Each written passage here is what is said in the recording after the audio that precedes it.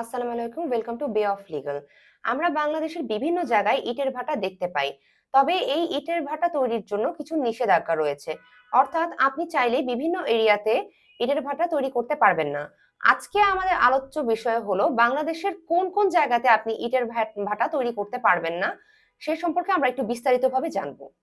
বাংলাদেশে একটি আইন আছে যা brick manufacturing and clean establishment act 2013। এই আইন অনুযায়ী কিছু জায়গার কথা বলা আছে যে জায়গাগুলোতে আপনি ইটের ভাটা তৈরি করতে পারবেন না। আমরা আজকে চলুন জেনে নেই যে আমরা কোন কোন এরিয়াতে ইটের ভাটা তৈরি করতে পারবো না। যেমন কোনো আবাসিক এরিয়া, কোনো সংরক্ষিত জায়গা কিংবা কোনো বাণিজ্যিক এরিয়াতে আপনি চাইলেও ইটের ভাটা তৈরি করতে পারবেন না।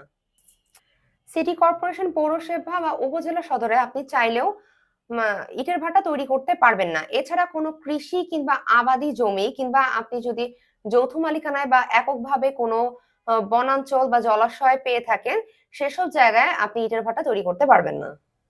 পরিবেশগতভাবে ঝুঁকিপূর্ণ কোনো এরিয়া কিংবা যে এরিয়াতে বাতাসের প্রবাহ কম, সেই এরিয়াতে কখনোই ইটের ভাটা স্থাপন করা যাবে না।